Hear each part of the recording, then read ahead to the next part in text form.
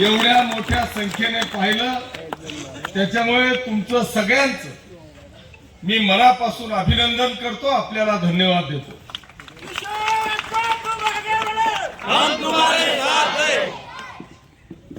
आता पाचोऱ्याचं नाव, भडगावचं नाव नुसतं इथपर्यंत जिल्ह्यापर्यंत राहिलेलं नाहीये, तुमचं नाव महाराष्ट्रामध्ये गाजतंय।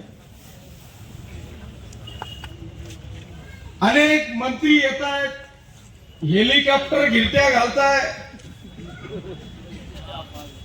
याला कसा थांबवता येईल याच्यासाठी प्रचंड प्रयत्न केला जातोय।